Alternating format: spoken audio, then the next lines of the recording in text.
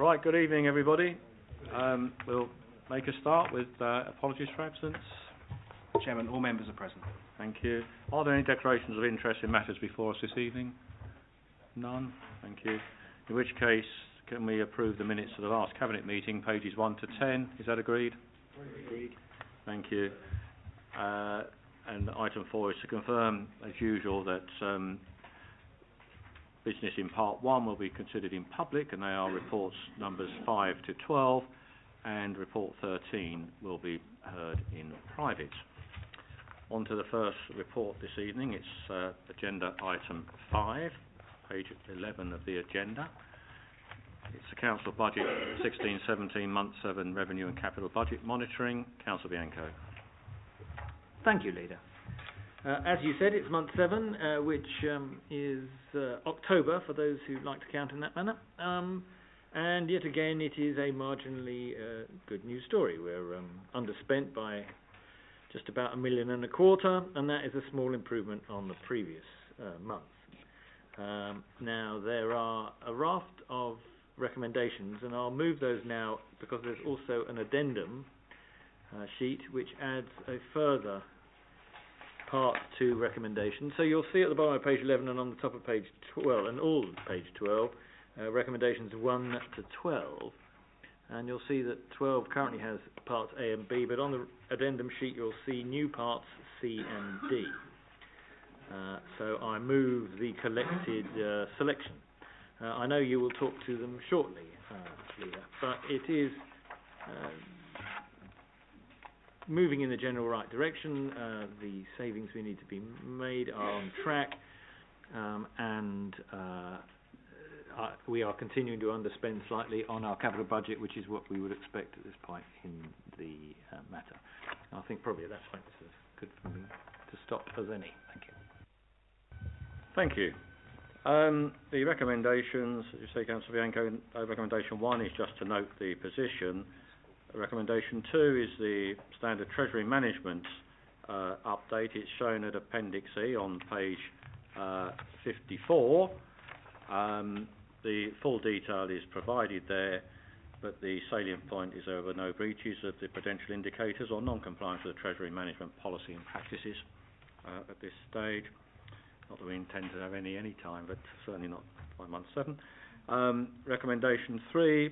This is, again, the standard delegated authority to myself and the Chief Executive to approve agency assignments which have moved up to over £50,000. They are detailed on Appendix F on pages 56 to 58. Recommendation 4 is to approve the release of £103,000 from priority growth to resident service budget to meet the cost of managing traveller incursions in the borough. This £103,000 will be supplemented with £67,000 as detailed in paragraph 3 that we have underspent in the money we set aside for the Metropolitan Police Assistance. So to date, the cost of travel incursions in this borough this year is £170,000, and it may well be more before the end of the year. Recommendation 5 is to approve the release of £40,000 from our priority growth to resident service budgets to appoint a Members' Inquiry Monitoring Officer. This is an officer to monitor the progress of members' inquiries.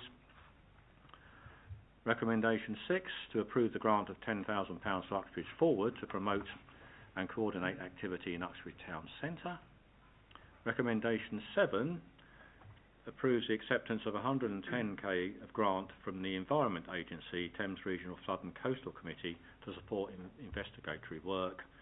Now, this is a grant we applied for to appoint consultants to investigate and look at options to reduce flooding at 3 particular locations across the borough, which was the Common, West Drayton, Charleville Lane, Hayes and Cranford Park in Cranford. Recommendation 8 delegates authority to myself and the Deputy Chief Executive to actually appoint those consultants and get on with the job. Recommendation 9 to approve the rephasing of £20,975,000 General Fund capital expenditure and associated financing budgets into later years, and that is detailed on pages 48 to 50 of the report. and to approve the rephasing of £9.5 million HRA new build supporting housing budgets into later years of the capital programme. That's detailed on page 44. We're also approving the environment of 35k funding from the environmental assets capital budget to the CCTV programme, detailed in paragraph 9. This is to a part cost of £105,000 for 25 further mobile CCTV cameras to help tackle antisocial behaviour and environmental crime such as fly tipping. Number 12, recommendation 12, as Councillor Bianco indicated, that is now a C and D to this, as well as the A and B that is shown on this report. These are decisions that have been made using urgency provisions. The detail of each is shown. One is for the appointment of kitchen and bathroom replacement contractors. One is to the purchase of Berkeley Apartments. This is about £10 million of expenditure in all, and this will provide accommodation. And C, the Lidl planning application in Hayes required an amendment to the entrance to our car park there, which Lidl's will pay for, and they'll pay for improvement work to the car park as well. That was that decision. And D refers to access across Minette Country Park for the Southall Gasworks construction that's going on actually in neighbouring borough of Ealing. This is part of the process that came under a compulsory purchase order from the Greater London Authority. We are going through this process. It will end up at the Lands Tribunal where we will have to negotiate adequate compensation for the use of our land. I think that's sufficient detail of all those recommendations. As Councillor Bianco said, this is a fairly reasonable position to be in, particularly in the position that local authorities across this country are in at the moment. To be coming in under budget is pretty good, and to be forecasting 36 million in 3 reserves at the year end is also a pretty good position to be in. So, if there's no further discussion, are those Councillor Cawthorne. Just a point of detail, the addendum sheet refers to month 6, presumably that should be 7. Other than that, I do apologise. Okay. Is that agreed? Agreed. Thank you. We'll now move to agenda item 6, which is on the B agenda, and this is the Council's budget medium-term financial forecast 17-18 to 2021-22. Councillor Bianco. Thank you, Leader. Well, strange as it seems, here we are in December talking about the budget that's going to happen next April, and we will announce really publicly at budget fixing in February. But such is the need to afford the opportunity to others to scrutinise it that we have to publish now. And so whilst this is certainly not the final version, and even as recently as today there have been events which will cause changes to be made, no doubt, it is, well, it was when it was written as relatively accurate a casting of what we expect to happen next year in terms of our budget. And of course the good news remains that for the 9th successive year, and for the over 65s the 11th successive year, there will be no increase from this council in the budget, in the council tax that residents have to pay. And that's obviously a very good news story upon which I will no doubt expand in February. Of course, we don't know what others may do, and particularly I think of the London Mayor and what he may choose to do by way of his precept. So whether it's £0 on the doormat increase remains to be seen, but certainly from us it's £0 on the doorstep. There are 4 recommendations on page 2, which I will move at this point. There are 80-odd pages of close type, which I'm sure you've all read in great detail, setting out the detail of what is proposed here, which requires significant savings as well as other opportunities. But otherwise, I'm going to reserve my speech until February. Otherwise, I'll have nothing to say until then. Thank you. Councillor Mills. Thank you, Leader. Having had the opportunity of reading most of it, if not necessarily every single bit, I think, just for completeness, on page 11, table 5, the inflation provision, of course that is, unless I'm being corrected, that relates to 2017-18 and not as printed. But apart from that typo, I think all the other numbers do seem to be the ones that we were expecting. One other thing I just want to add in terms of the capital budget is insofar as the continuation of the areas that I have a particular interest in terms of town centre renewals and chrysalis budgets and what have you. I think one of the advantages that we have taken on board is the ability to roll forward, because some schemes take longer than, but by the time they've gone through the whole pipeline, they don't. Not every scheme is able to be completed by the end of March in each year. Although I think we're getting better at doing that, and the officers are a lot more confident. And the new leader will be particularly pleased that the park in your ward will be completed. I've been reassured before the end of this financial year. But I think it's that flexibility in terms of the capital which has been one of our strengths, to be able to flex a capital programme over a number of years, which is something which I think we should continue. Thank you, Councillor Mills. I was rather hoping the park in my ward will be finished by Christmas, but I'll take that with you afterwards. But Councillor Simmons. Well, thank you, Leader.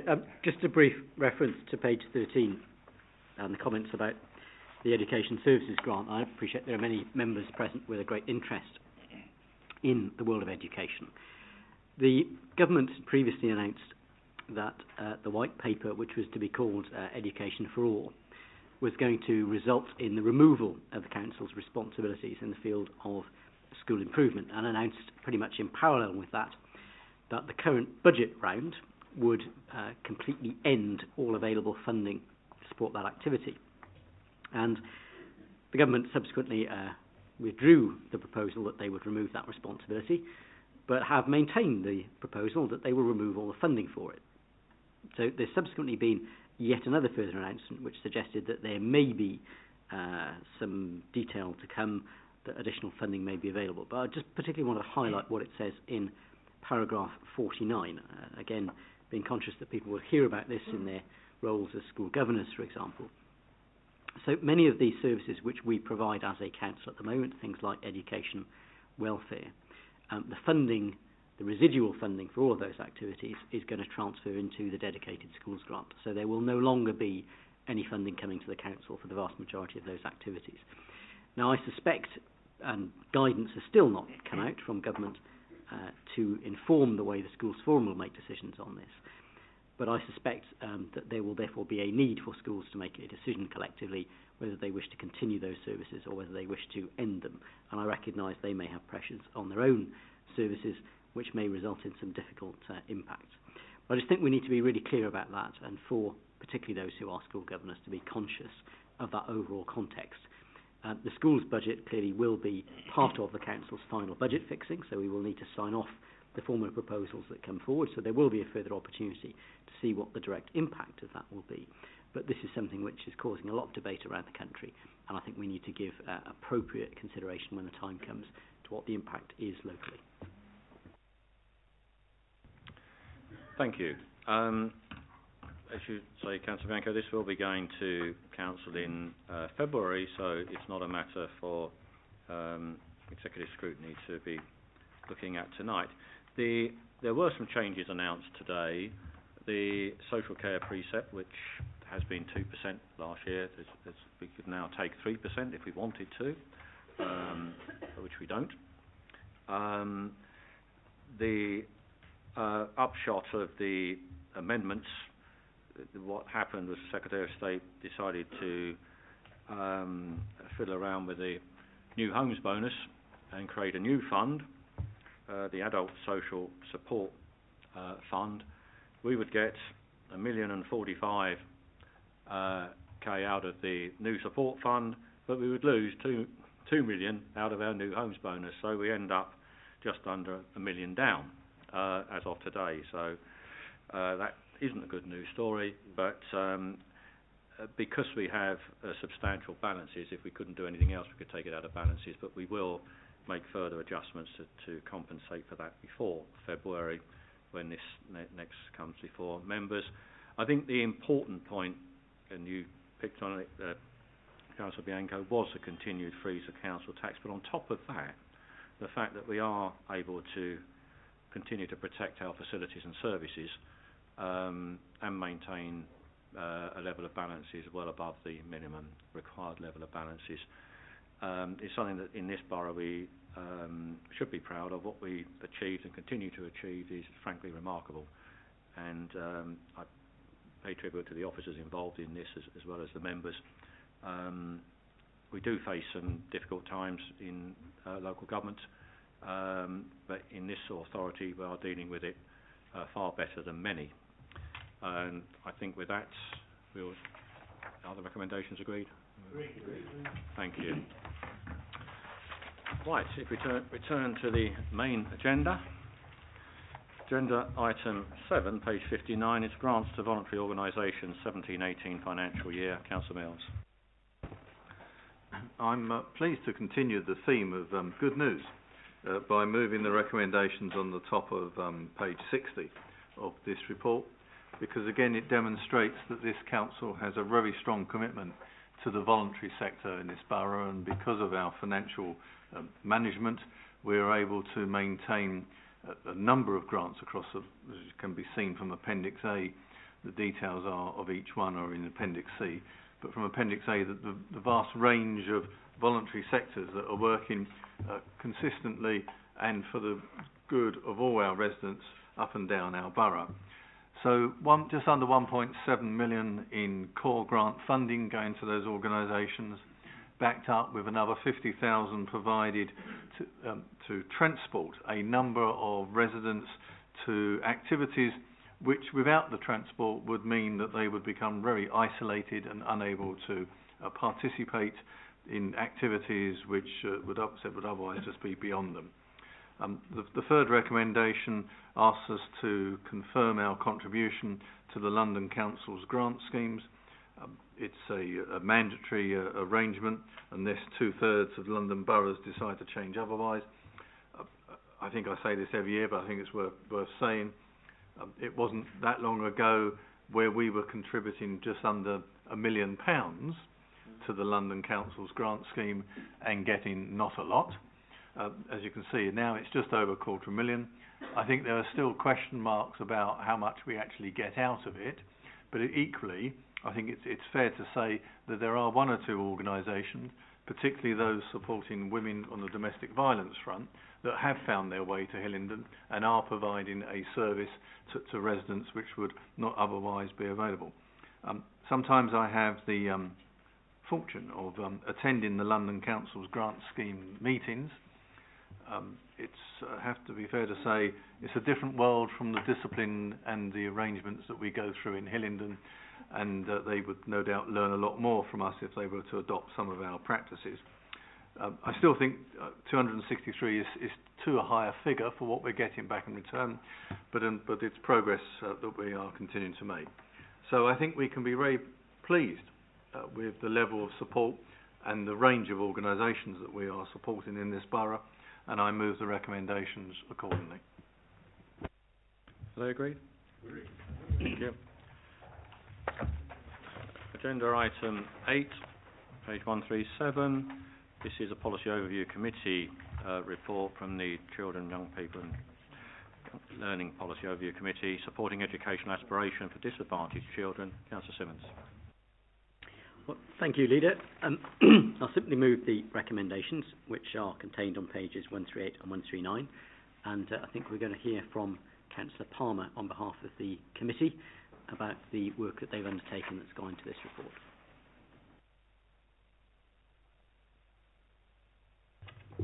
Good evening, Leader, members of the Cabinet, officers. I present the Children and Young People Learning Policy Overview Committee's review into the help that is available to support disadvantaged children improve their educational attainment. Evidence has shown that children from disadvantaged backgrounds are far less likely to achieve good academic results, and the Hillingdon School Improvement Plan acknowledges that this gap is not closing quickly enough. We found that, although that the gap has narrowed, the overall attainment of disadvantaged pupils continues to be significantly lower than that of other pupils, with an increasing gap at Key Stage 2 since 2014 for overall attainment, reading and writing. To help ensure that we focus the resources that we have available, we have recommended that more detailed analysis be undertaken to look at the performance of disadvantaged pupils as a whole, but also more specifically at certain cohorts within this group. During the review, it became clear that a lot of good work was already being done to support schools and families, but it was also clear that more could be done through school-to-school support. To this end, the committee has made recommendations to identify opportunities and further enhance partnership and collaborative working, which could boost pupil attendance, identify and monitor the performance of pupils in receipt of the pupil premium, and strengthen the links between schools and children's centres in the borough. There were issues that we looked at which, although not directly related to educational improvement, we felt were important that they be considered. These included the difficulties in making referrals to CAMS. Whilst the committee is aware that improvement work is ongoing, we continue to have concerns about CAMS and have therefore included a recommendation that a review on this service be undertaken as soon as possible. Finally, I would like to put on record my thanks to officers for their support of this review and to the witnesses who provided evidence to the committee. Thank you, Councillor Palmer. Are there any questions or observations on this? Councillor Simmons. I'd like to thank Councillor Palmer and her colleagues for the work they put into this. And just by way of some assurance, I mean, I think as a Cabinet we're happy to accept these recommendations, but particular points that I would draw out is the bit about pupil premium. So one of the challenges which schools are facing is that since the introduction of free school meals for younger children, there is no longer a requirement for parents of those children to make the school aware that they're on a low income, because they no longer need to demonstrate their eligibility for free school meals. And I'm conscious when we look at the national picture, and Hillingdon is no different, that the number of parents making that information available has collapsed. So it is a particular problem. And there are areas where, for example, information that's held by the Department for Work and Pensions about families who may be in receipt of working tax credit has been made available to schools. So I'm going to pick that up and see if we can pursue that. And the point, for example, that you raise about the frequency of moves, the Deputy Chief Executive and I have been having discussions about that for some time now, and in fact she and her officers have been monitoring that, because I felt it would be helpful to have an independent eye on placement moves because of the impact that it has on children. I think the evidence that we've seen has that has been settling down to a point where we're confident that the vast majority of those moves are happening because they need to happen in that child's particular interests, but it continues to be very closely monitored. And I think both the Deputy Chief Exec and the Director of Children's Services have been working very helpfully together to bring some extra focus on that. But I'm very happy to accept those recommendations, and we will be responding in due course. Thank you, Councillor Simmons, and thank you, Councillor Palmer. It's a very good piece of work, this, and as Councillor Simmons says, we will accept all the recommendations that you request. Could you pass our thanks back to your committee for this piece of work? I will. Thank you, Leader. Are the recommendations agreed? Agreed. Thank you. Agenda item 9, page 165, the Ickenham Neighbourhood Area and Neighbourhood Forum application. Councillor Burrows. Thank you, Leader. The report we have before us this evening explains the content of such an application. In fact, this is Hillingdon's first application submitted by the residents in Ickenham for the establishment of a neighbourhood forum and a neighbourhood area. The area they have chosen is very wide. It's a very wide area. But the application they put in was very detailed. It was very well thought through. And so therefore it went to the 6-week public consultation, and the contents are within this report. And it does affect a very wide number of our residents in that part of the borough. And so we're quite happy that what we've got at this first stage is the right thing to move forward. And in moving the 2 recommendations I have before me, I would just like to draw to Cabinet's attention that 2 issues have been raised since the release of this report by Chris Mountain, the Chairman of Ickenham Neighbourhood Forum himself. The first issue does relate to paragraph 3, and just basically there was some confusion about noting that when a neighbourhood plan is produced by the forum, this will form part of the council's development plan. That statute, we can't change that, so definitely that will. And the other issue he raised was about paragraph 22. It's unclear on how the forum benefit from the Cllr Rays within the neighbourhood area itself once a neighbourhood plan is in place. What I will say to Cabinet is that further guidance on both these points will be provided in subsequent reports as we progress forward, and it is not considered that these issues actually affect the recommendations put before Cabinet this evening. It doesn't change this report whatsoever, but we will note those as we move forward. So I move the 2 recommendations, and as I say, this is Hillingdon's first Neighbourhood Forum application. So it's your ward as well, Leader. I was going to say, it couldn't come from a finer ward. Absolutely, says the Deputy. Recommendations agreed? Agreed. Thank you.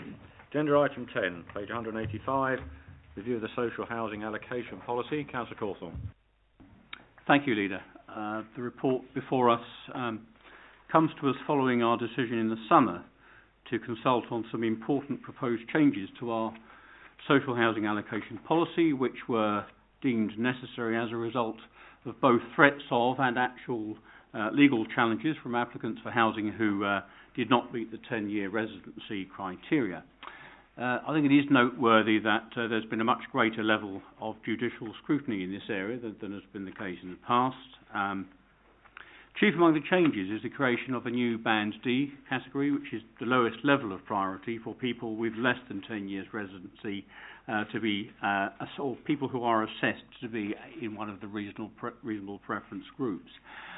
The consultation is reported back to us here, and we can note a broad level of support, I think, for the 5 proposed changes, which, if agreed tonight, will help us defend these challenges. We believe that this will strengthen our hand in doing so.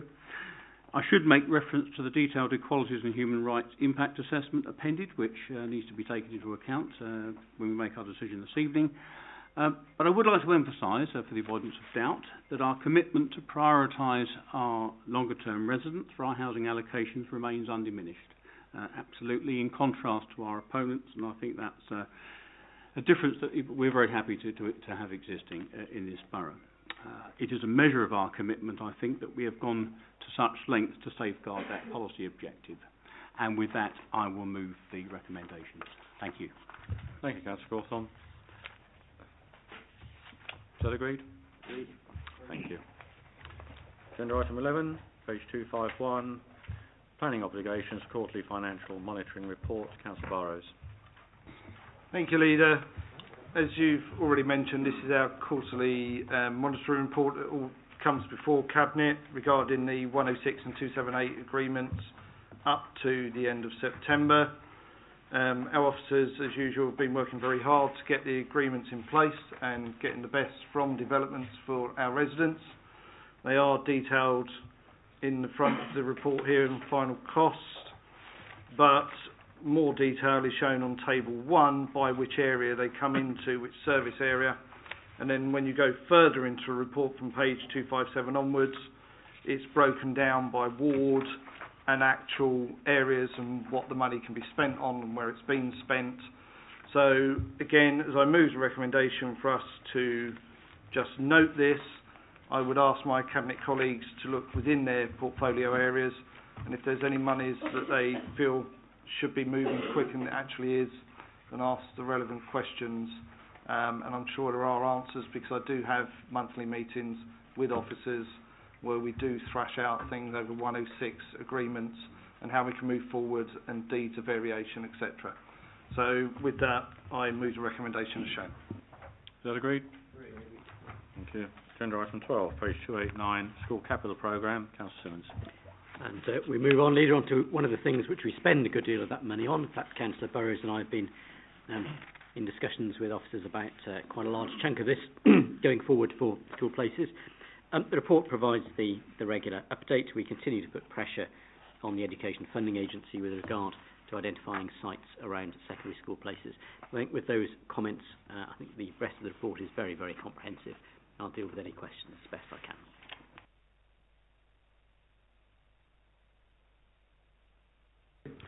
Thank you. We now move to part 2.